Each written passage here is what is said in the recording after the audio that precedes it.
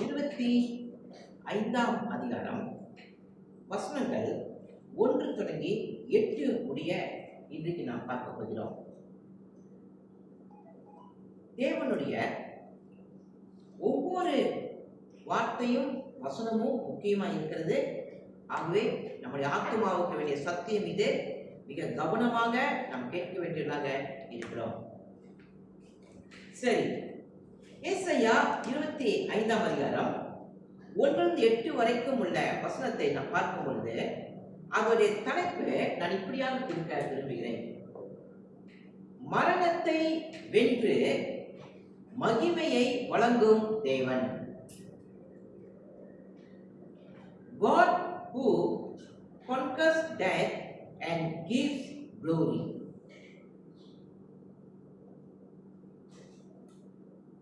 மரணத்தையே வென்று, மிகப்பெரிய துன்ப மரணம், மிகப்பெரிய ஒரு ஆபத்து, அதையே வென்று அந்த மரணத்தையே அவர் மகிமையாக வழங்க போகிறார். எவ்வளவு ஒரு அற்புதமான தேவன் அல்லவா இவரே! இந்த சிந்தனையோடு இந்த வார்த்தையை நாம் கேட்கலாம். நம்முடைய வாழ்க்கையில 2 மிகப்பெரிய உண்மைகள் உள்ளன. அது என்ன 2 மிகப்பெரிய உண்மைகள்? ஒன்றாவது, நாம் மகிழ்ச்சியை தேடுகிறோம் இந்த உலகத்துல. அதுதான் முதல். 2வது மிகப்பெரிய உண்மை, மரணம் நம்முடைய எல்லா மகிழ்ச்சியும் முடிவுக்கு கொண்டு வருகிறது. ஒன்றாவது மகிழ்ச்சியை நாம் தேடுகிறோம். 2வது மரணம் இருக்கல்லவா, அது எல்லா மகிழ்ச்சிக்கும் முடிவு கொண்டு வருகிறது. இந்த உண்மையை விட்டு நாம் வழி விலக முடியாது. நாம் மகிழ்ச்சியாக இருப்பதற்கு என்னென்ன தேடுகிறோம்? உதாரணமாக 5 வித மனிதர்களை நான் மத்தியில் சொல்லுகிறேன். அதற்கு பிற்பாடு அந்த 5 விதமான மனிதர்களும் தேடினார்களே மகிழ்ச்சி, அது எங்க போய் முடிந்தது?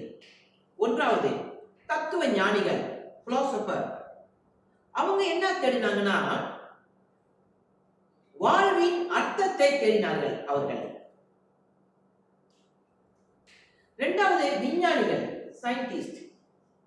அவர்கள் வயதை நீடிக்க என்னென்ன முயற்சி எடுக்கணுமோ அவ்வளவு முயற்சியும் எடுத்தார்கள் விஞ்ஞானிகள். அரசியல்வாதிகள் பாதுகாப்பான உலகத்தை உருவாக்க முயற்சிக்கிறார்கள். பாதுகாப்பான உலகமா இருக்கணும் சொல்லி. 4வது பணக்காரர்கள். இந்த பணக்காரர்கள் என்னன்னா, செல்வத்தின் மகிழ்ச்சியை தேடினார்கள். 5வது சமயங்கள், உலகத்தில் இருக்கும் சமயங்கள். இந்த சமயங்கள் என்ன செய்யுது என்றால், பலவிதமான வழிகளை போதிக்கிறார்கள். கவனிங்கள், தத்துவ ஞானிகள், விஞ்ஞானிகள், அரசியல்வாதிகள், பணக்காரர்கள், சமயங்கள், இவர்கள் எல்லாருமே மகிழ்ச்சியை தேடினார்கள். ஆனால் அவர்கள் எல்லாருக்கும் முன்பாக ஒரு சுவர் வந்து நின்றது. என்னவென்றால், மரணம் என்ற ஒரு சுவர். மரணத்துக்கு முன்னால் தத்துவ ஞானிகள் நிற்க முடியல, விஞ்ஞானிகள் நிற்க முடியல, அரசியல்வாதிகள் நிற்க முடியல, பணக்காரர்கள் நிற்க முடியல, சமயங்களும் நிற்க முடியல. எல்லாமே தோல்வி அடைந்தார்கள். சற்று முன்பதாக வாசிக்கப்பட்ட ஏசாயா 25ஆம் அதிகாரம், இது எல்லாவற்றுக்கும் ஏசாயா பதில் சொல்கிறார். என்ன பதில் சொல்கிறான் என்றால், 8ஆம் வசனத்தை பாருங்கள். ஏசாயா 25ஆம் அதிகாரம் வசனம் 8. அவர் மரணத்தை ஜெயமாக விழுங்குவார்.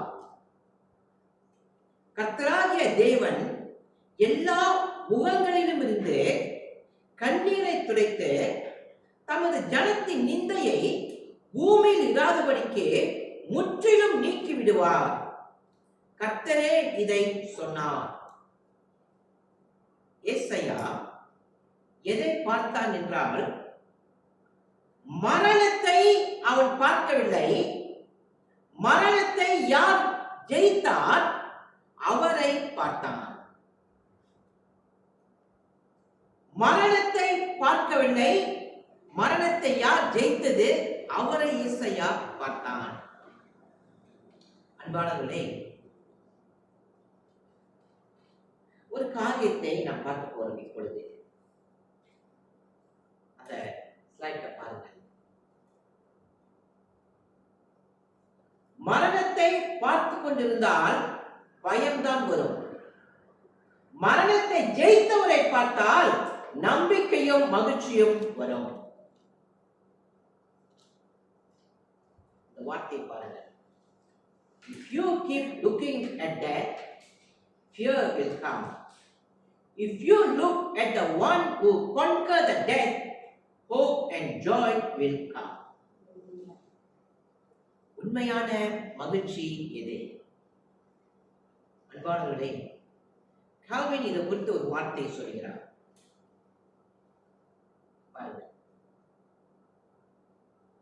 மரணத்தால் பறிக்க முடியாத மகிழ்ச்சி தான் உண்மையான மகிழ்ச்சி.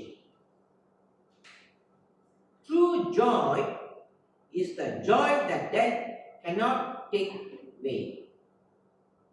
கவனிங்க.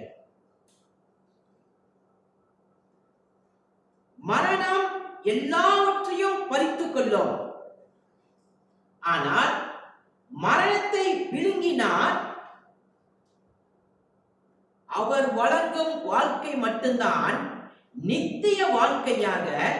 மரணத்தினால் பறித்துக் கொள்ள முடியாத வாழ்க்கை யார் அவர் கொடுக்க முடியும் என்றால், மரணத்தை யார் ஜெயித்தாரோ, ஏசாயா சொல்கிறான், மரணத்தை விழுங்கினார் அல்லவா, அவர் கொடுக்கும் வாழ்க்கையை விசுவாசிக்கிற மனிதன் தான் இந்த உலகத்திலே மகிழ்ச்சியாகவும் சந்தோஷமாகவும் அவன் நிற்பான்.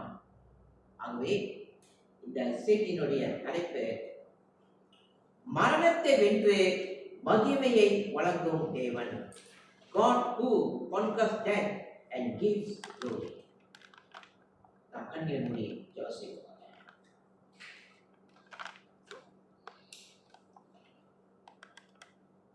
கர்த்தாவே, இந்த அருமையான காலை வேளையில் கூட மகிமையான வார்த்தை எங்கள் ஆத்துமாவுக்கு நீ கொடுத்திருக்கிறீர் ஆண்டவரே.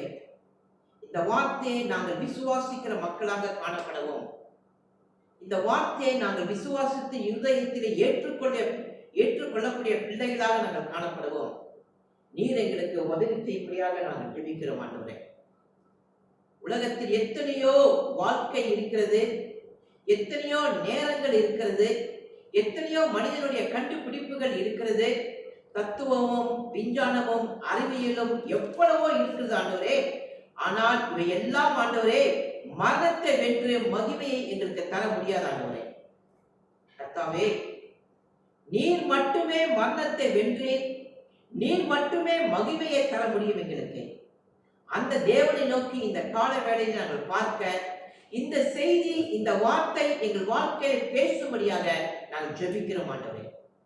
வேறொரு எந்த வார்த்தை உலகத்தில் இல்லை. பரிசுத்த ஆவியானுடைய பிரசன்னம், வல்லமை நாங்கள் இருதயத்தை திறந்து அவருக்கு கொடுக்க எங்களுக்கு உதவி செய்யும். இப்பொழுது கர்த்தாவே, ஆசீர்வதியும் இந்த செய்தியை எங்களோடு பேசும் ஆண்டவரே. எங்கள் கண்களை திறந்தள்ளோம், இருதயத்தை திறந்தள்ளோம், சத்தியத்தை பிடித்துக் கொள்ள விசுவாசிக்க எங்களுக்கு உதவி செய்யும் ஆண்டவரே. எல்லாவற்றையும் கருத்தில் ஒப்புக் கொடுக்கிறோம் ஆண்டவரே. கர்த்தாவே, இரக்கத்தினாலும் அன்பினாலும் கிருபையினாலும் எங்கள் பாவங்களை மன்னிப்பினார். இயேசு கிறிஸ்துவின் மூலம் கேட்கிறோம் எங்கள் ஜீவனுள்ள நல்ல பிதாவே, ஆமென். அன்பானவர்களே, இன்றைக்கு இந்த செய்தியுடைய முதல் குறிப்பை நாம் பார்க்கலாம்.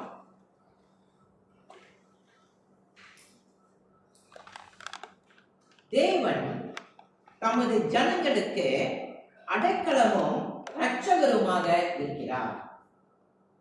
God is a refuge and savior to his people.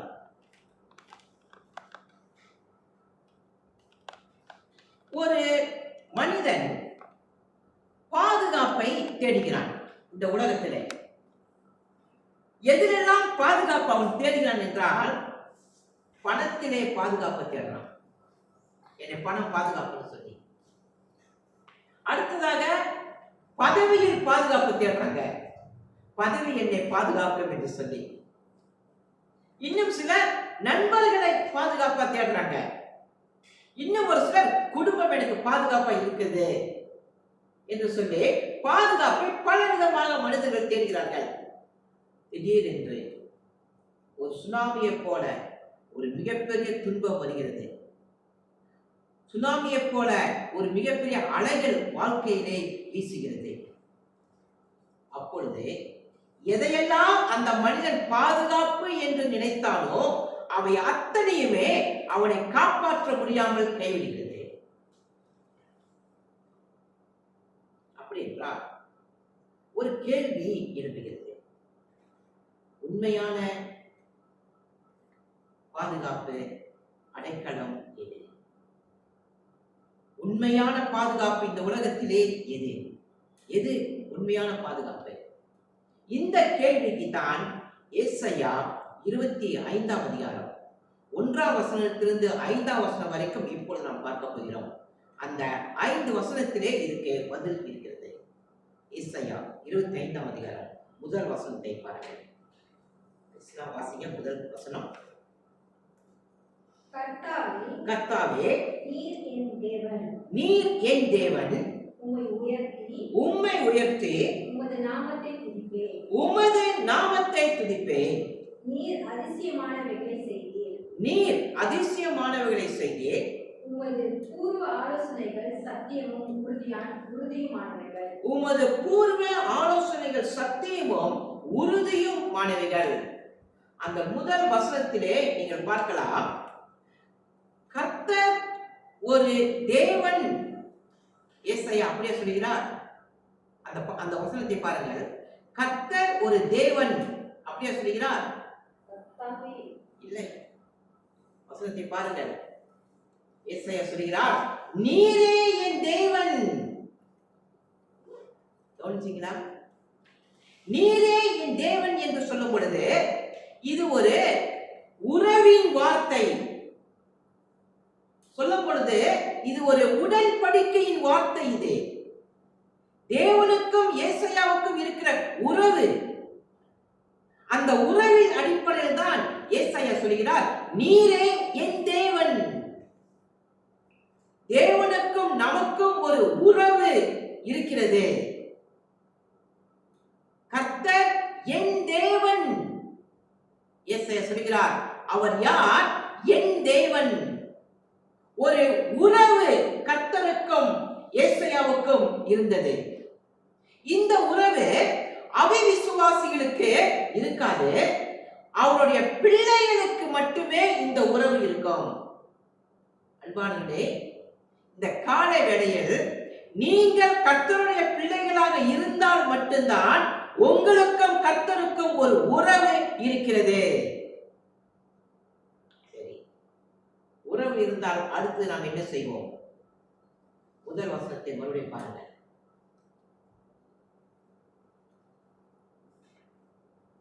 உம்மை உயர்த்தி உமது நாமத்தை துதிப்பேன். அந்த உறவு இருக்கிற மக்கள் என்ன செய்வார்கள் என்றால், உமது நாமத்தை துதிப்பேன். அங்கு பாருங்கள், உமது நாமத்தை அவர்கள் துதிப்பார்கள். அப்படி ஏசாயா சொல்லல, உமது நாமத்தை துதிப்பேன். அப்படி என்றால் அவன் கர்த்தரை துதிப்பானாம். அப்ப எல்லாரும் கர்த்தரை துதியுங்கள் என்று ஏசாயா சொல்லவில்லை, நானே அவரை துதிப்பேன். அந்த உறவு பார்த்தீங்களா? இந்த உறவு எந்த இருதயத்தில் இருக்கிறதோ அந்த இருதயம் கர்த்தரை முதலாவதாக துதிக்கும்.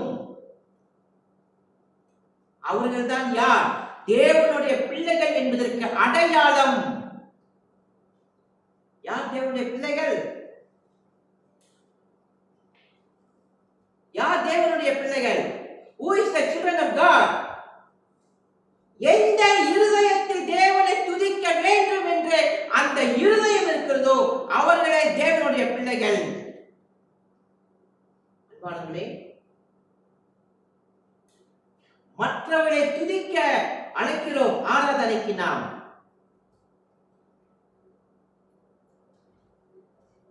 முதலாவதாக நாம் தேவனை துதிக்கிறவர்களாக இருக்கிறோமா?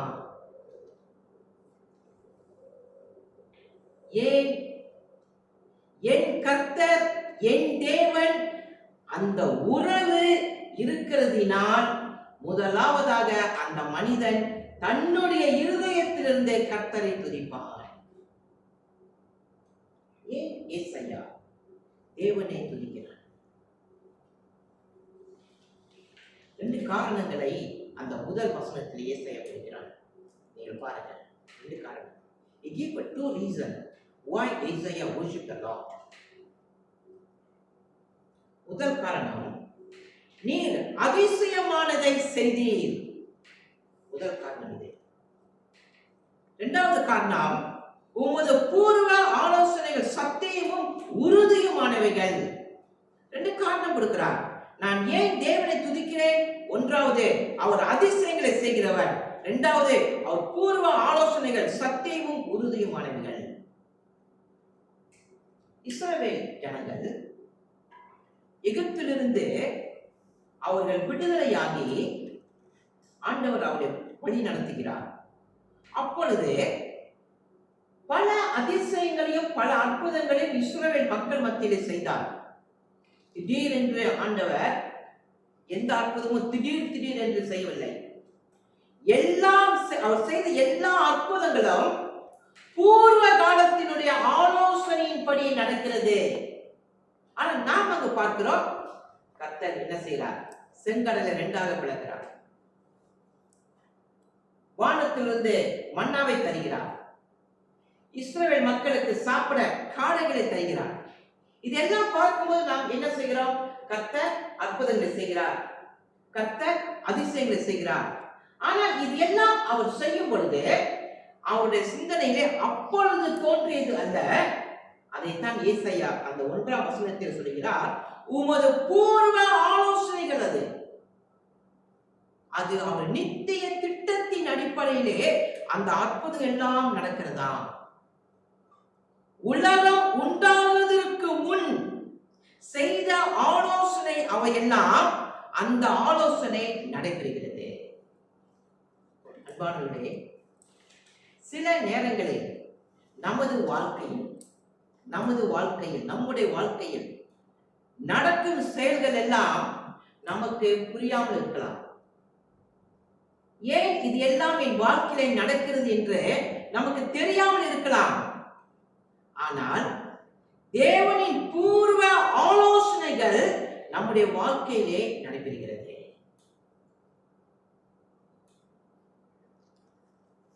தேவனின் ஆலோசனை நம்மால் அறிய முடியாமல் இருக்கிறது, அது உண்மை. நன்றாக கவனிங்கள். தேவனின் ஆலோசனையை நம்மால் அறிய முடியாமல் இருக்கிறது, அது உண்மை. ஆனால் இதுதான் முக்கியம், ஆலோசனையை திட்டமிட்ட தேவனை நாம் அறிந்திருக்க வேண்டும். கவனிங்க, ஆலோசனையை நம்மால் புரிய முடியல, என் வாழ்க்கை நடக்கக்கூடிய காரியங்கள் என்னால் விளங்கிக் கொள்ள முடியல. ஆனால் அந்த ஆலோசனையை திட்டமிட்டாரே தேவன், அவரை நான் அறிந்திருக்க வேண்டும். தேவன் யார் என்று எனக்கு தெரிந்திருக்க வேண்டும். இதோ கால்வின் ஒரு வார்த்தை சொல்கிறார், பாருங்கள். இதை குறித்து ஸ்லைடில் நீங்கள் பார்க்கலாம்.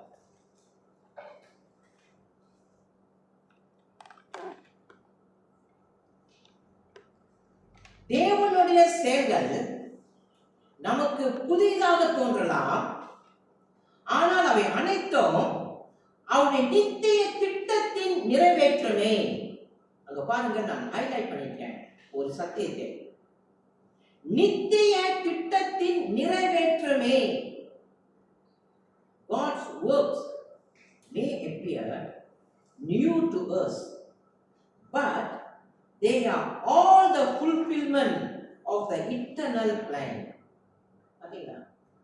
தேவனுடைய செயலெல்லாம் நமக்கு புதியதாக தோன்றலாம், ஆனால் அவையெல்லாம் நித்திய திட்டத்தின் அடையாளமாக இருக்கிறது. இப்பொழுது ஏசாயா 25ஆம் அதிகாரத்துக்கு வாருங்கள்.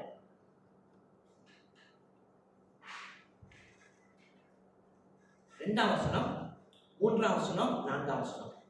இந்த 3 வசனங்களில் 2 பெயரின் செயல்கள் இருக்குது. ஒன்றாவது மனிதனின் செயல், 2வது தேவனின் செயல். சரி, மனிதனின் செயலை குறித்து முதலாவது பார்க்கலாம். 4ஆம் வசனத்தில் பாருங்கள் மனிதனுடைய செயல்.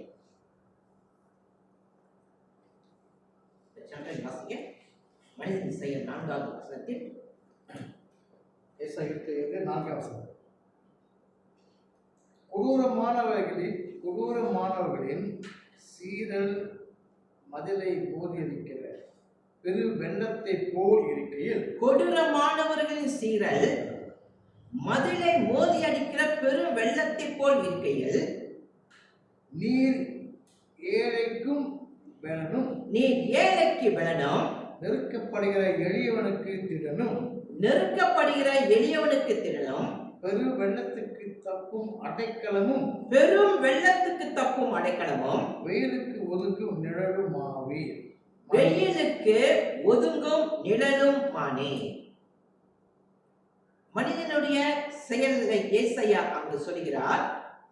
என்னன்னா, ஏசாயா இஸ்ரவேல் மக்களை குறித்து சொல்கிறார். இந்த பகுதியிலே அவர்கள் யார் என்று கேட்டால் இஸ்ரவேல் மக்கள். ஏசாயா சொல்கிறார் அவர்கள் ஏழைகள் சொல்றார் பாருங்க. அவர்கள் பலவீனமானவர்கள், அவர்கள் சாதாரண மக்கள், அவர்கள் எல்லாரும். ஆனால் அந்த வசனத்தை பாருங்கள், 3ஆம் வசனத்தை பாருங்கள். ஆகையால் பலத்த ஜனங்கள். 4ஆம் வசனத்தை பாருங்கள். கொடூரமானவர்களின் சீரல். அங்க பாருங்க என்னன்னா, இஸ்ரவேல் மக்களை சுற்றியும் யார் இருக்கிறார் என்று பார்க்கும் பொழுது கொடூரமானவர்கள் இருக்கிறார்கள். வெளமுள்ள நாடுகள் அவளை சுற்றியும் இருக்கிறது. அவர்கள் எப்படி இருக்கிறார்கள் என்று பார்க்கும் பொழுது ஏசாயா சொல்கிறார் அவர்கள் வெள்ளத்தை போல இருக்கிறார்கள். 4ஆம் வசனத்தை பாருங்கள். வெள்ளத்துக்கு தப்பும் அடைக்கலமும். வெள்ளத்துக்கு தப்பும் அடைக்கலம் சொன்னா அவ்வளவு பெரிய பலமுள்ளவர்களாக இஸ்ரவேல் மக்களை சுற்றியும் இருக்கிறார்கள். ஆகவே இஸ்ரவேல் மக்கள் அதை பார்த்து பயப்படுகிறார்கள். மனிதனுடைய செயல் இது. இப்ப தேவனின் செயலை பாருங்கள். 4ஆம் வசனம் அற்புதமாக இருக்கிறது. 4ஆம் வசனம் எனக்கு தேவ செயல் எப்படி இருக்குது என்று பாருங்கள். நீர் ஏழைகளுக்கு பலனும். 1வது அவர் யாரா இருக்காரா? ஏழைகளுக்கு பலனா இருக்கிறாரா? 2வது நெருக்கப்படுகிற எளியவனுக்கு திடனும் இருக்கிறார். 2வது திடனா இருக்கிறாரா? 3வது பெருவெள்ளத்துக்கு தப்பும் அடைக்கலமா இருக்கிறாரா? 3வது அடைக்கலமா இருக்கிறார். 4வது வெயிலுக்கு ஒதுங்கும் நிழலுமா இருக்கிறார். அந்த 4ஆம் வசனத்தில் தேவனுடைய 4 செயல்கள் அங்கு சொல்லப்படுகிறது. என்ன அந்த 4 செயல்கள்? பலனாய் இருக்கிறார், திடனாய் இருக்கிறார், அடைக்கலமாய் இருக்கிறார், நிழலாய் இருக்கிறார். இதோ நீங்க தேவன் அந்த மக்களுக்கு பலனை அனுப்புகிறார். தேவன் அந்த மக்களுக்கு திடனை அனுப்புகிறார். தேவன் அந்த மக்களுக்கு அடைக்கலத்தை அனுப்புகிறார். தேவன் அந்த மக்களுக்கு நிழலாய் இருக்கிறார். அப்படி வசனம் அங்கு சொல்லவில்லை. நன்றாக பாருங்கள். 4ஆம் வசனத்தில் சரியாக பாருங்கள். என்ன சொல்லப்படுது தெரியுங்களா? நீர் ஏழைகளுக்கு பலன். யார் அங்கு பலனா மாறினா? தேவனே பலனாக மாறிவிட்டாராம். எளியவனுக்கு நீ திடன். யார் திடன்? தேவனே திடனாக இருந்தாராம். அவரே அவங்களுக்கு அடைக்கலமாக இருந்தாராம். அவரே அவங்களுக்கு நிழலுமாக இருந்தாராம். அப்படி என்றால் இந்த 4ஆம் வசனத்தில் ஏசாயா என்ன சொல்கிறார் என்றால், தேவன் மக்களுக்கு பலனாக, திடனாக, அடைக்கலமாக, நிழலாக அவரே மாறினார். கவனிச்சீங்களா?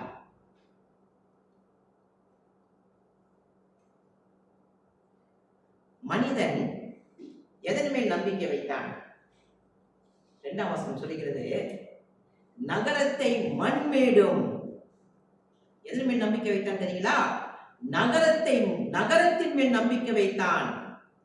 அரணான பட்டணத்தை பாழுமாக்கினேன். அரணான பட்டணத்தின் மேல் நம்பிக்கை வைத்தான். அந்நியரின் ராஜதனியை ஊராயிராதபடிக்கு, என்னது ராஜதனியை நம்பிக்கை வைத்தான். என்றென்றைக்கும் கட்டப்படாதபடிக்கு செய்தேன். மனிதன் நகரத்தின் மேல் நம்பிக்கை வைத்தான், பட்டணத்தின் மேல் நம்பிக்கை வைத்தான், ராஜ்யத்தின் மேல் நம்பிக்கை வைத்தான். அது எல்லாமே அழிந்தது. பாத்தீங்களா? பலனாய் இருக்கிறான், திடனாய் இருக்கிறான், அடைக்கலமாய் இருக்கிறான், நிழலாய் இருக்கிறான். இது யார் செய்கிறார்? தேவன் செய்கிறார். ஆனா மனிதன் என்ன செய்கிறான்? பெரிய பட்டணத்தை கட்டுகிறான், பெரிய ராஜ்யத்தை கட்டுகிறான், பெரிய நகரத்தை கட்டுகிறான். அது எல்லாமே என்ன செய்கிறது? அழிகிறது. தேவன் கட்டுகிறார், மனிதன் கட்டுகிறது, எல்லாமே அழிகிறது. அன்பானவர்களே, நம்முடைய வாழ்க்கையில் புரியாத செயல்கள் நம்முடைய வாழ்க்கையில நடைபெற முடியும். நமக்கே புரியாது. இன்றைக்கு நம்முடைய நாட்டிலே என்ன நடைபெறுகிறது? நாம் வாழக்கூடிய இடங்களில் என்ன நடக்கிறது? நம்முடைய சூழ்நிலைகளில் இப்பொழுது என்ன நடக்கிறது? மரணம், மரணம், மரணம். வயதான பின் வர வேண்டிய மரணம் வாலிப வயதிலே நடக்கிறது. எங்கே போய்விட்டது பட்டணம்? எங்கே போய்விட்டது ராஜ்யம்? எங்கே போய்விட்டது மனிதன் கண்டுபிடித்த எல்லா காரியமும்? ஏன் மனிதனை காப்பாற்ற முடியவில்லை?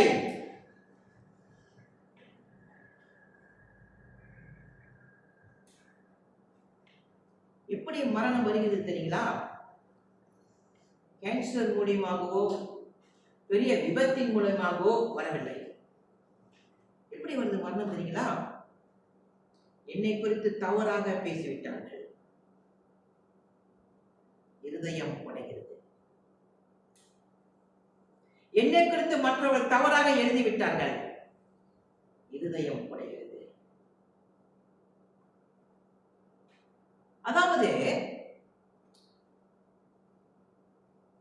எப்படிப்பட்ட ஒரு சூழ்நிலைக்குள் மனிதனுடைய இருதயம் வந்துவிட்டதுன்னு பாருங்களேன். எப்படிப்பட்ட ஒரு பாதுகாப்புக்குள் நாம் இருக்கிறோம் என்பதை பாருங்க. சாதாரண சூழ்நிலைகள், சாதாரண ஒரு வார்த்தைகள் என்ன செய்யுது? நம்மை மரணத்துக்குள்ளதாகவே அநேகரை கொண்டு போகுது. WhatsApp message.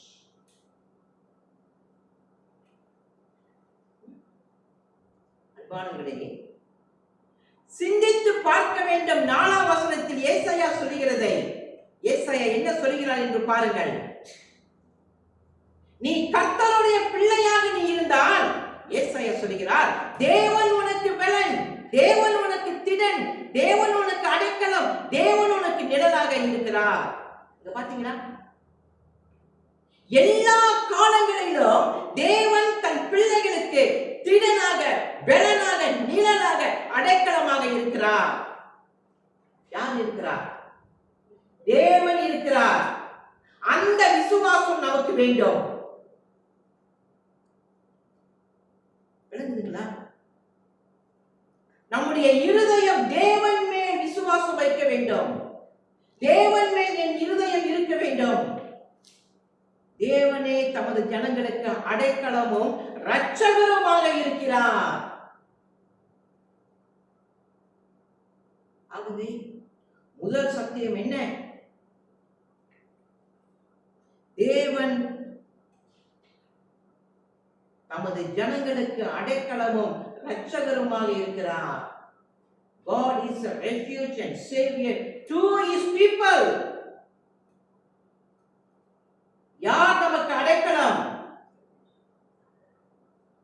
மெசேஜ் இல்ல, இன்ஸ்டாகிராம் அல்ல, போன் இல்ல. யார் நமக்கு அடைக்கலம்? தேவன் நமக்கு அடைக்கலம். அந்த விசுவாசத்தோடு நம்முடைய பிள்ளைகள் வளர வேண்டும் எல்லா காலங்களிலும். என்றைக்கு விசுவாசிகள் தேவன் எனக்கு அடைக்கலம் அந்த நம்பிக்கை விட்டு வழி விலகுகிறார்களோ அப்பொழுதுதான் அவர்களுடைய நம்பிக்கை வேற மேல் வைக்கிறார்கள்.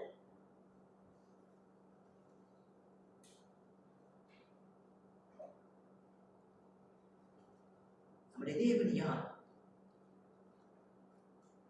மரணத்தையே வென்று மகிமையை வழங்கும் தேவன். இரண்டாவது சத்தியம் என்ன? பாருங்க, இரண்டாவது சத்தியம், தேவன் மரணத்தை ஜெயித்து நித்திய விருந்தை ஆயத்தப்படுத்துகிறார்.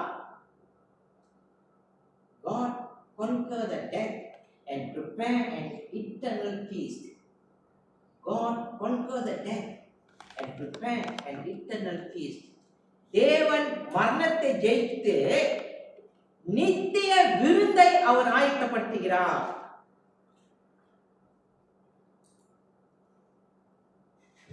ஒவ்வொரு மனிதனுக்கு வாழ்க்கையில ஒரு விருந்தை தேடுகிறான் மனிதன். என்ன விருந்தை தேடுகிறார் தெரியுங்களா? இன்றைக்கு மனிதர்கள் பணத்தை விருந்தாக தேடுகிறார்கள். சில பேர் பணம் தான் விருந்து. சில பெயர் அதிகாரத்தை விருந்தாக தேடுகிறார்கள். எது எனக்கு விருந்து தெரியுமா? அதிகாரம் விருந்து. சில பெயர் புகழ் எனக்கு விருந்து. இன்னும் சில பெயர் இன்பங்கள் எனக்கு விருந்து. இன்னும் சில பேர்கள் ஆசைகள் எனக்கு விருந்து. கவனிச்சீங்களா? எதுப்பா உனக்கு விருந்துன்னு கேட்டால் பணம் விருந்து, அதிகாரம் விருந்து, புகழ் விருந்து, இன்பங்கள் விருந்து, ஆசைகள் விருந்து. இது எல்லாம் இன்றைக்கு மனிதனுக்கு விருந்தாக இருக்கிறது. ஆனால் நான் சொன்னது தெரியுங்களா? 5 நபர்களை குறித்து நான் உங்களுக்கு சொன்னேன். என்னது? ஒன்னாவது யார் சொல்லுங்க பார்க்கலாம். 5 பேரை சொல்லுங்க. ஒன்னாவது யாரு? தத்துவ யார்? ஒன்னாவது தத்துவ ஞானிகள், பிலாசபர். இரண்டாவது விஞ்ஞானிகள், சயின்டிஸ்ட். மூணாவது அரசியல்வாதிகள். நாலாவது பணக்காரர். 5வது இவங்க எல்லாத்தையும் யார் தடுத்தது? எது அவரை தடுத்தது? ஒரு சுவர் இருக்கு. என்ன சுவர் அது? மரணம் என்ற சுவர் அவரை தடுத்தது. அதே போலதான் உலகத்தில் விருந்தை தேடினார்கள் அல்லவா? பணம் விருந்தாக, புகழ் விருந்தாக, இன்பங்கள் விருந்தாக, ஆசைகள் விருந்தாக தேடினார்கள் அல்லவா? இதுவும் ஒரு சுவராக அவங்களுக்கு அமைந்தது. என்ன சுவர்? மரணம் என்ற சுவர் அவளுக்கு அந்த விருந்துக்கு ஒரு முடிவை கொடுத்தது. இதை குறித்து 6ஆம் வசனத்திலே 2 விருந்தை குறித்து ஏசாயா சொல்கிறார். 2 விருந்து. என்ன அந்த 2 விருந்து என்று பார்க்கும் பொழுது, சரி கவனிங்க, யூதருடைய வாழ்க்கையில திராட்சை ரசம் என்ற ஒரு விருந்து இருக்கு. அந்த விருந்து மிக முக்கியமான விருந்து. யூதருடைய வாழ்க்கையில் திராட்சை ரசம் இல்லாமல் விருந்தே நடக்காது. அப்படிப்பட்ட விருந்து மிக முக்கியம். இயேசு கிறிஸ்து புதிய ஏற்பாட்டில் 2 மிக முக்கிய விருந்து கொடுத்தாரு. புதிய ஏற்பாட்டில் 2 விருந்து, திராட்சை ரச விருந்து எந்தெந்த இடத்துல கொடுத்தாரு? ஒன்னாவது இங்க கானா ஒரு கல்யாணம். 2வது இன்னொரு விருந்து எங்க கொடுத்தாரு? முக்கியமா சிலுவையில் மரிக்க ஒரு நாள் இருக்கும் பொழுது வியாழக்கிழமை திருவிருந்து.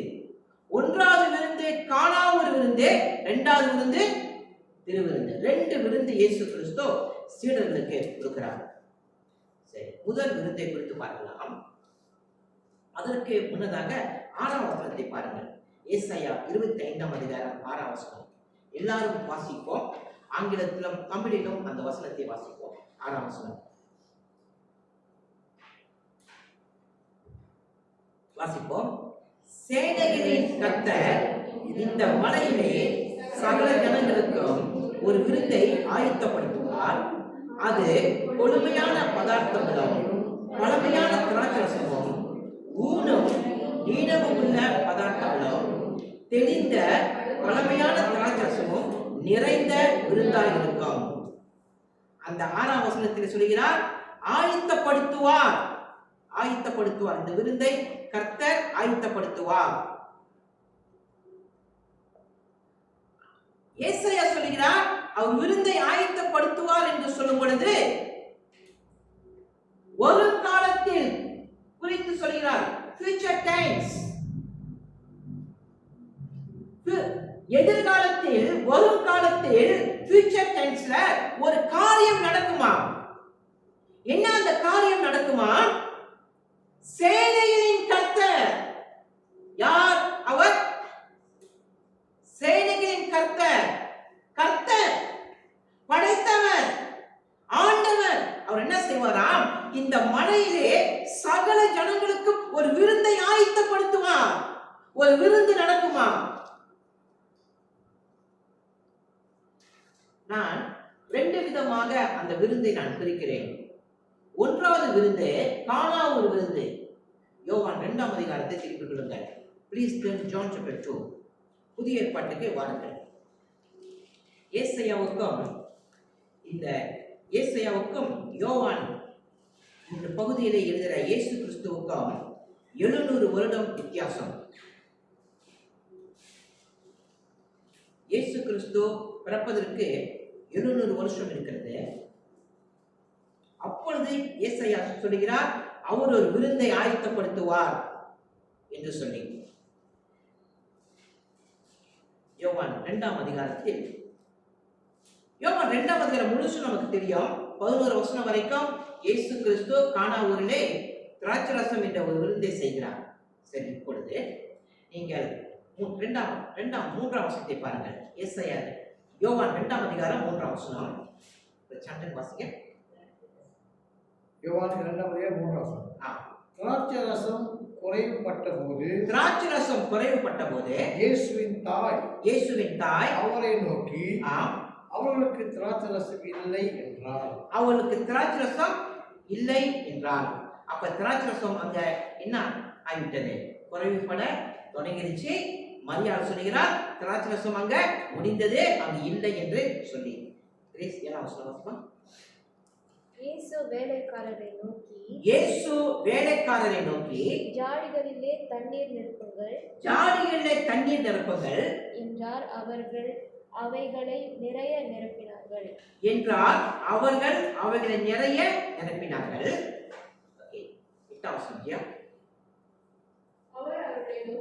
அவர் அவர்களை நோக்கி, நீங்கள் இப்பொழுது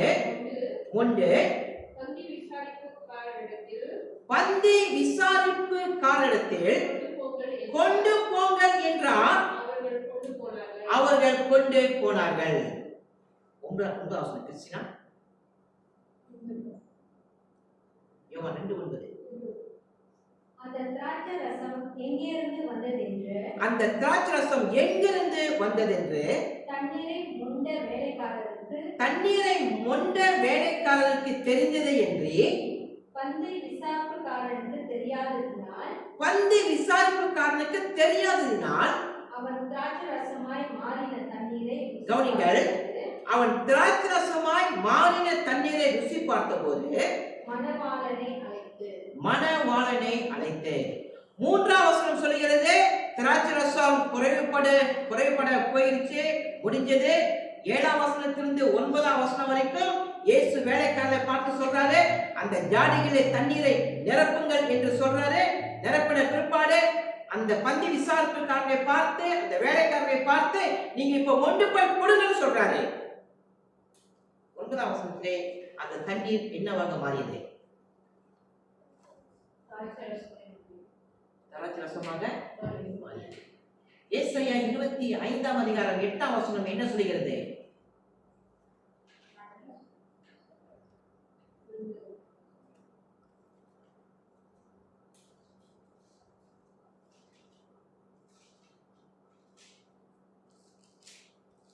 ஏசாயா 25:8. ப்ளீஸ் வாசிமா. இல்ல 6ஆம் வசனம். சேனைகளின் கர்த்தர் சேனைகளின் கர்த்தர் இந்த மலையிலே சகல ஜனங்களுக்கும் இந்த மலையிலே சகல ஜனங்களுக்கும் ஒரு விருந்தை ஆயத்தப்படுத்துவார். என்ன செய்வாருமா? ஒரு விருந்தை ஆயத்தப்படுத்துவார். ஆயத்தப்படுத்தினாரா? ஆயத்தப்படுத்தினாரா இல்லையா? யோவான் 2ஆம் அதிகாரத்தில் 8ஆம் வசனம் 9ஆம் வசனம் என்ன என்ன விருந்தை ஆயத்தப்படுத்தினார்? திராட்சை ரசம் முடிஞ்சிருச்சு. ஆனால் முடிஞ்ச அந்த திராட்சை ரசம் அவர் விருந்தை ஆயத்தப்படுத்திட்டாரு.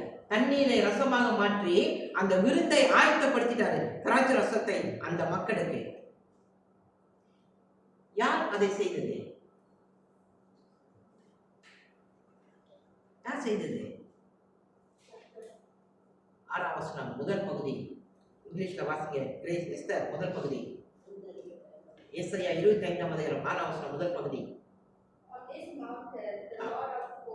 The Lord of hosts. The Lord of hosts. அப்படின்னா என்ன அர்த்தம்? சேனைகளின் கர்த்தர். சேனைகளின் கர்த்தர். கவனிங்க. யோவான் 2ஆம் அதிகாரம் தண்ணீரை ரசமாக மாற்றியது யாரு? இல்ல, இயேசுதான். அவர் யார்? அவர் கர்த்தர். சேனைகளின் கர்த்தர். சேனைகளின் கர்த்தர் ஆயத்தப்படுத்துவார். ஒரு விருந்தை ஆயத்தப்படுத்துவார். திராட்சை ரசத்தை ஆயத்தப்படுத்துவார் என்று சொல்லப்பட்டது. அதே போல அவர் என்ன செய்தார்? விருந்தை ஆயத்தப்படுத்தினார். எப்படி விருந்து? தண்ணீரை ரசமாக மாற்றினார். மனிதன் செய்ய முடியுமா? யோசேப்பின் குமாரன் செய்ய முடியுமா? நாசரேத்திலிருந்து வந்தவர் செய்ய முடியுமா? அவர் எங்கிருந்து வரணும்? பரலோகத்திலிருந்து பூமிக்கு வரணும். அப்படி ஒரு வரக்கூடுமானால் அவர் யார்? அவரு அவர்தான் கடவுள், அவர்தான் தேவன், அவர்தான் கர்த்தர், அவர்தான் மேசியா, அவர்தான் ஆண்டவர், அவர்தான் சேனையின் கர்த்தர். எல்லாரும் அவர் யோசேப்பின் குமாரனாக தான் பார்த்தார்கள். ஆனால் அவர் கர்த்தராக அவரை யாருமே பார்க்கல. தண்ணீரை ரசமாக மாறிவிட்டது. யோவான் 2ஆம் அதிகாரம் 10ஆம் வசனம். ஜெயா வாசிமா 2:10.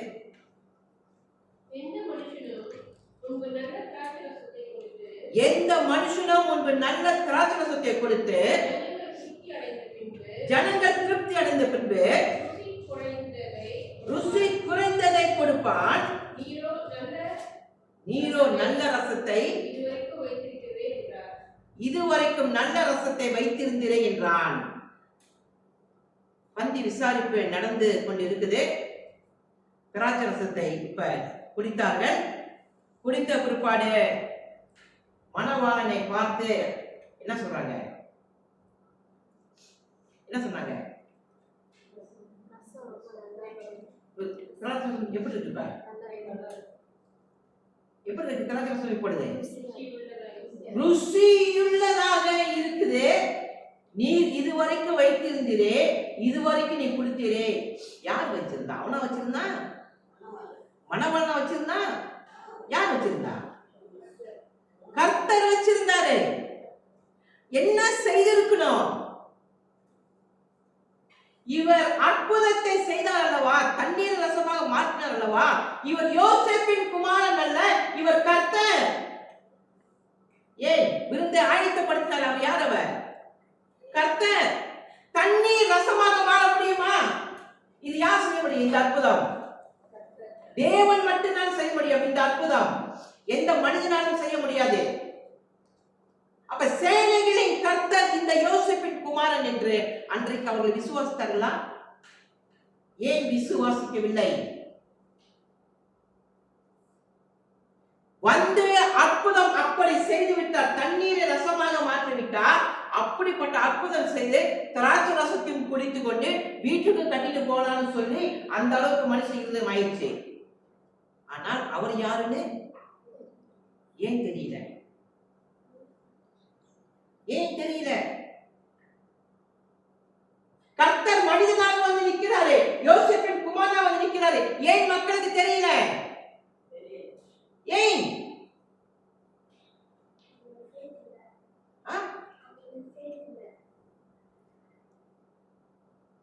தங்களுடைய இருதயம் தங்களுடைய இருதயம் அவ்வளவு குருடாக இருந்தது. என்ன குருடு தெரியுங்களா? ஆத்துமா குருடாக இருந்தது, ஆவிக்குரிய குருடாக இருந்தது. இவர்தான் சேனையின் கர்த்தர் என்று அவர்களால் அறிய முடியாமல் தங்கள் ஆத்துமாவை அப்படியாக குருட்டு தன்மையாக வைத்திருந்தார்கள்.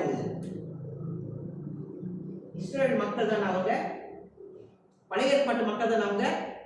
அவங்க கையில ஏசாயா 25ஆம் அதிகாரம் 6ஆம் வசனம் இருக்கா இல்லையா? இருந்தது தானே? வாசித்தார்கள் தானே? மனப்பாடம் செய்தவர்கள் தானே? இவ்வளவும் இருந்தும் இவர்தான் யோசேப்பின் குமாரன், இவர்தான் கர்த்தர் என்று அறிய இல்லை. காரணம் என்ன? இருதயம் அவ்வளவாக குருடாக இருந்தது. இரண்டாம் அற்புதம், இரண்டாவது விருந்து எங்க செய்தார் இயேசு கிறிஸ்து?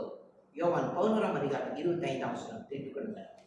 யோவான் 11:25. 1 கொரிந்தியர் 11ஆம் அதிகாரம் 25ஆம் வசனம். 1 கொரிந்தியர் 11:25. எடுத்தோர் எல்லாரும் வாசிப்போம் அந்த பகுதியை. 1 கொரிந்தியர் 11ஆம் அதிகாரம் 25ஆம் வசனம். எல்லாரும் வாசிப்போம்.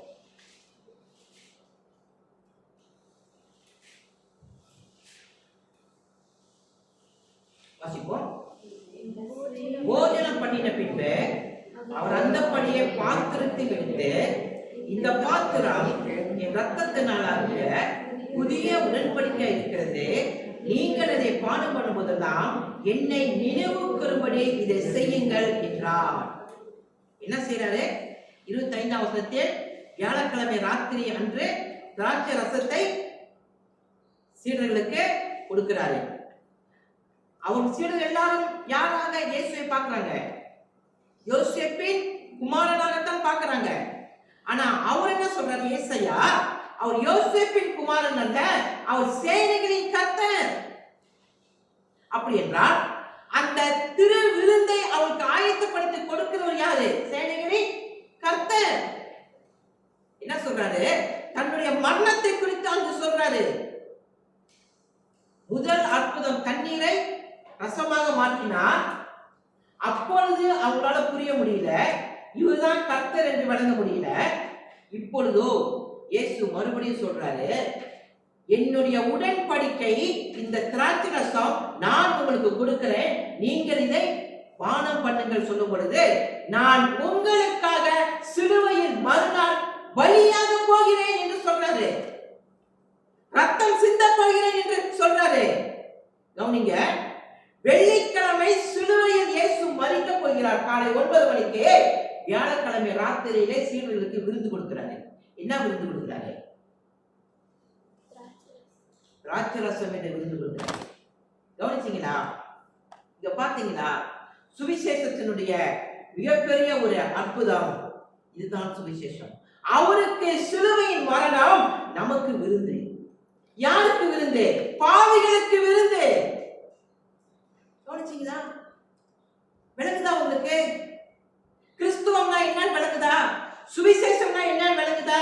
சத்தியம்னா என்னன்னு விளங்குதா? அவருக்கு மரண தண்டனை, எனக்கோ விருந்து. என்ன விருந்து? எனக்கு பாவிகளுக்கு விருந்து.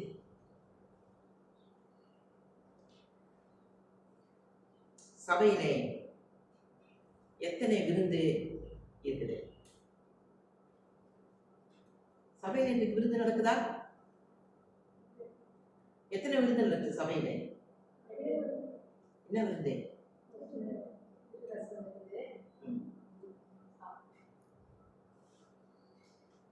சொல்றாங்க, ஒண்ணு திருப்பி விருந்து, அந்த விருந்து. இரண்டாவது சாப்பிடுற விருந்து. ஆவிக்குரிய ரீதியிலே சிந்திக்க மாட்டீங்களா? ஆவிக்குரிய ரீதியிலே சிந்திச்சு ஏசாயா சொன்னது போல சொல்லுங்க பார்க்கலாம். ஏசாயா என்ன சொன்னாரு? அவர் ஒரு விருந்தை ஆயத்தப்படுத்துவார். சொல்லுங்க பார்க்கலாம், நம்ம சபையில என்ன விருந்து நடக்கிறது? எத்தனை பேருக்கு ஆராதனை ஒரு விருந்தாக இருக்குது? எத்தனை பேருக்கு ஆராதனையின் பாடல்கள் ஒரு விருந்தாக இருக்குது? எத்தனை பேர் பேருக்கு ஜெப கூட்டம் ஒரு விருந்தாக இருக்கிறது. பிரசங்கம் ஒரு விருந்தாக இருக்கிறது. திருவிருந்து ஒரு விருந்தாக இருக்கிறது. கவனிச்சீங்களா? சரீரத்துக்குரிய விருந்தை மட்டும்தான் நாம் நினைக்கிறோம். இல்லை, ஆவிக்குரிய விருந்து சபையிலே எவ்வளவு நடைபெறுகிறது. ஆனால் ஆவிக்குரிய குருட்டாட்டமாக நாம் இருக்கக்கூடுமானால் நாம் அதையெல்லாம் விருந்தாக நினைக்க மாட்டோம். ஆராதனையை ஒரு விருந்தாக நினைக்க மாட்டோம். பாடலை விருந்தாக நினைக்க மாட்டோம். ஜெபத்தை விருந்தாக நினைக்க மாட்டோம். பிரசங்கத்தை விருந்தாக நினைக்க மாட்டோம். வேத பாடத்தை விருந்தாக நினைக்க மாட்டோம். ஆவிக்குரிய குருடாக இருந்தால் இது எல்லாம் நமக்கு பாரமாக இருக்கும். அவிசுவாசிகளுக்காக இருக்காங்களா, அந்நியர்களுக்கு இதெல்லாம் விருந்தா இருக்குமா? இருக்காது, பாரமா இருக்கும். ஆனால் அவருடைய பிள்ளைகளுக்கு, நான் ஆரம்பத்தில் சொன்ன பிரசங்கத்தின் ஆரம்பத்திலே, அவரோடு கூட உறவு வைத்தவர்களுக்கு, என் தேவன், என் கர்த்தர், என் ஆண்டவர் என்று யார் அவருடைய பிள்ளைகளாக இருக்கிறார்களோ அவர்களுக்கு சபையில் நடக்கக்கூடிய ஒவ்வொரு காரியமும் திருவிருந்து. ஒவ்வொரு காரியமும் விருந்து. என்ன விருந்து? ஆராதனையே எனக்கு விருந்தியா? ஆவிக்குரிய விருந்து எனக்கு அது. ரட்சிப்பின் விருந்து எனக்கு அது.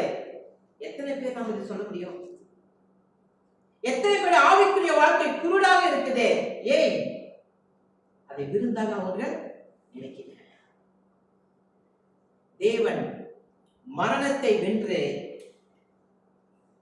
நித்திய தேவன் மரணத்தை ஜெயித்து நித்திய விருந்தை ஆயத்தப்படுத்துகிறார். இரண்டாவது சத்தியம் இதுதான். சரி, மூன்றாவது சத்தியம் என்ன?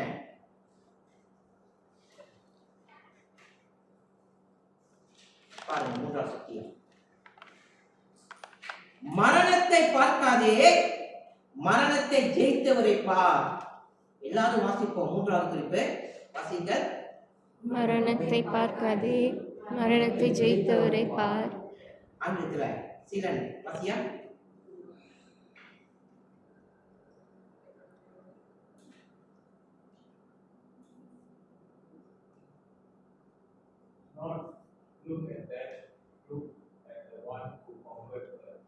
ஆங்கிலத்தில் எல்லாரும் வாசிங்க. Do not look at that, look at the one who conquered death. யாரை பார்க்கணுமா? யாரை பார்க்கணுமா? யாரை பார்க்க கூடாதா? எதை பார்க்க கூடாதா?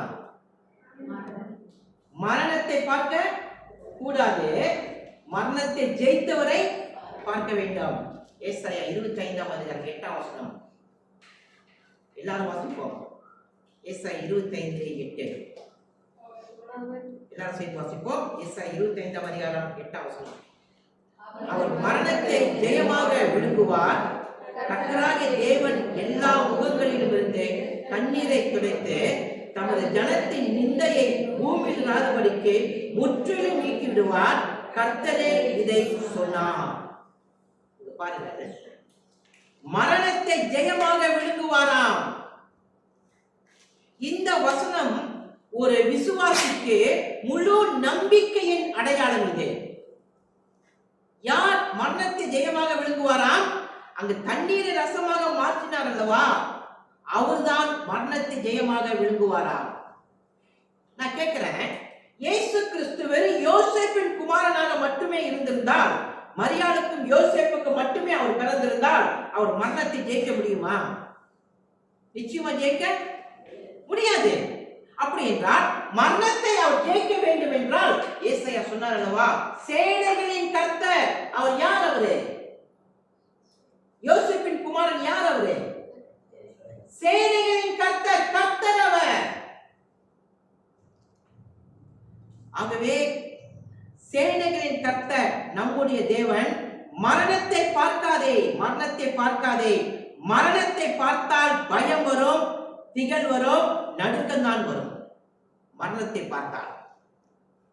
மரணத்தை ஜெயித்தவர் யார்? அவரை நோக்கி பார். இதுதான் மத்திய ஹென்றி சொல்கிற வார்த்தையை பாருங்க.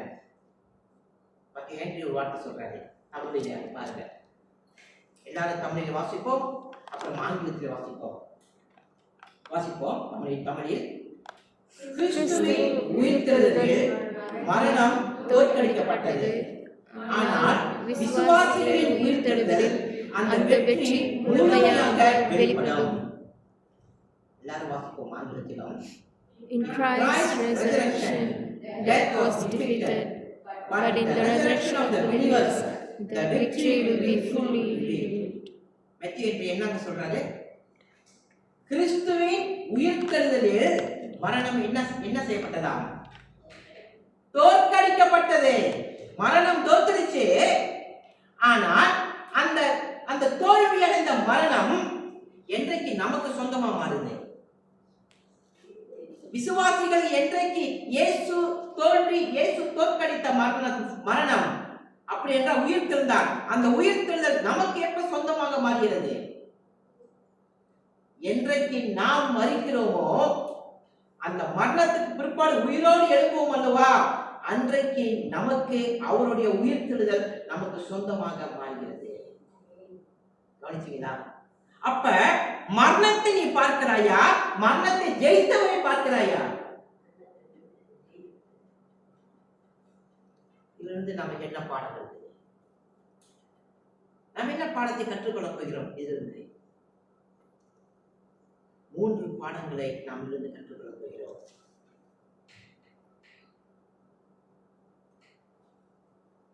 இதில் நாம் கற்றுக்கொள்ள பாடங்கள் 3 உண்டு. முதல் பாடம் என்ன?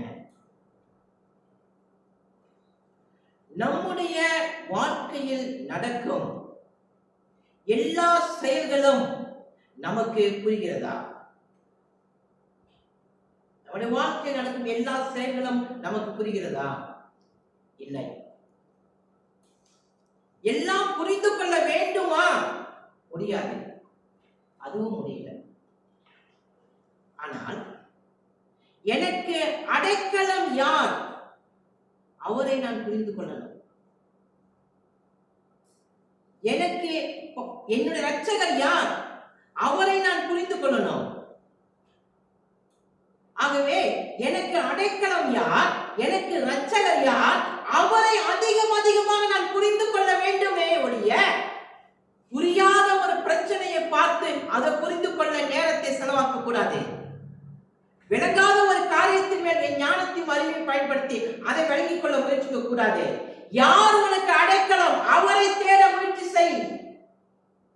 விளங்குதுங்களா? யார் உனக்கு பாதுகாப்பு, யார் உனக்கு இரட்சகர், அவரை தேடுங்கள்.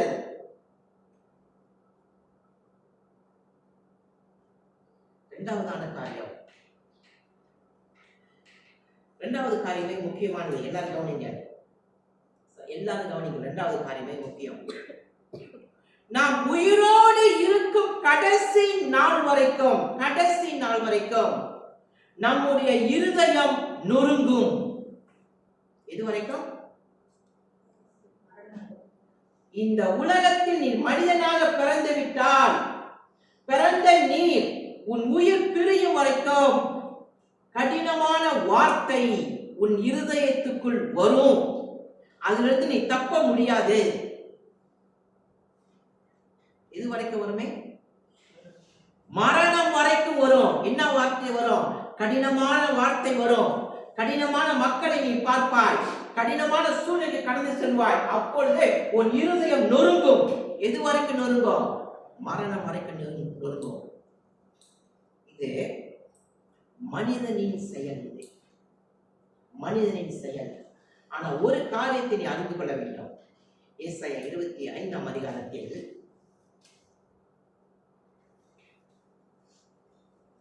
5ஆம் வசனத்தை பாருங்கள். ஏசாயா 25:5. 5ஆம் வசனம்.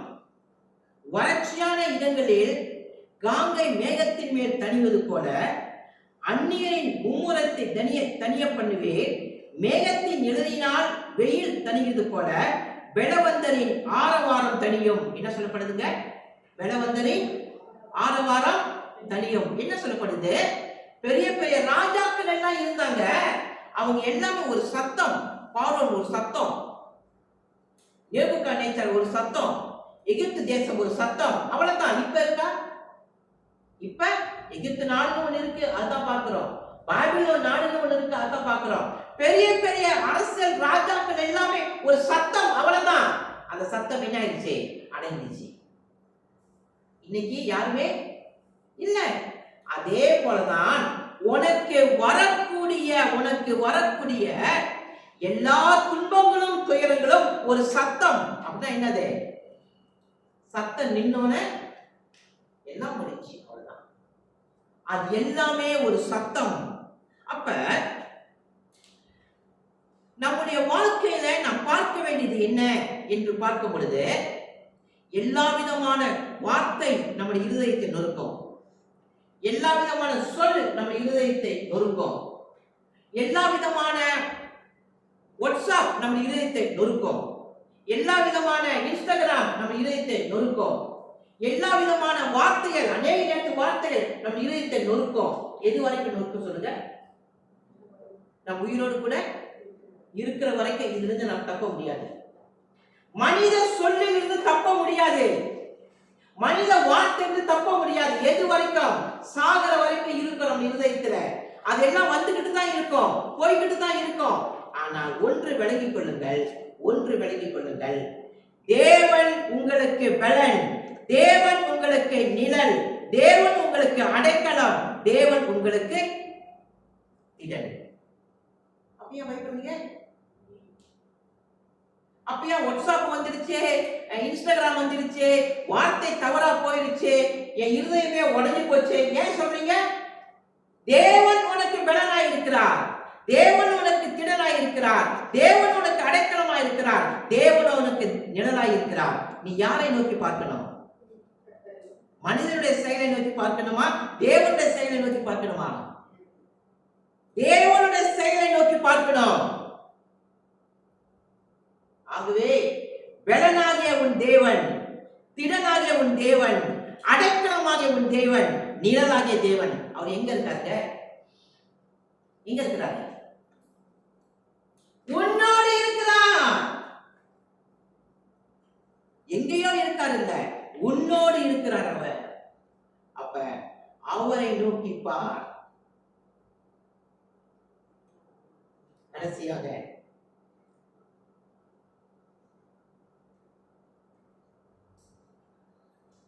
யார் உங்கள் மரணத்தை விழுங்க போகிறது? உங்களுக்கும் மரணம் நடக்கும்போது அல்லவா, யார் அந்த மரணத்தை விழுங்க போகிறது? நீங்களே விழுங்க பார்க்கிறீங்களா? விழுங்க முடியாது. அல்லது வேற யாராவது உங்க மரணத்தை விழுங்க முடியுமா? விழுங்கவும் முடியாது. ஏனென்றால் அது எல்லாத்தையும் விழுங்குது அல்லவா. அப்ப மரணத்தையே விழுங்கின ஒருவர் இருக்கிறார், அவர்தான் கர்த்தராகிய இயேசு கிறிஸ்து. அவர் மட்டும்தான் மரணத்தை விழுங்கினார். ஆகவே உங்கள் மரணத்தை விழுங்க போகிற அந்த இயேசு கிறிஸ்துவை விசுவாசம் வைத்து வாழுங்கள். மற்ற எதுக்களையும் விசுவாசம் வைக்காதீங்க. எதுவுமே மரணத்தை விழுங்க முடியாது. இயேசு மட்டும்தான் மரணத்தை விழுங்கினார். உங்கள் மரணத்தை அவர் விழுங்கினார். ஆகவே யாரை பார்க்கணும்? யாரை பார்க்கணும்? மரணத்தை பார்க்கணுமா? மரணத்தை ஜெயித்தவரை பார்க்கணுமா? மரணத்தை பார்த்தால் பயம் வரும், மரணத்தை ஜெயித்தவரை பார்த்தால் நம்பிக்கையும் மகிழ்ச்சியும் ஆனந்தமும் விசுவாசம் வரும். பிரசங்கத்தின் தலைப்பை எல்லாரும் வாசிப்போம். ஆங்கிலத்திலே கண்டு முடிக்கிறோம்.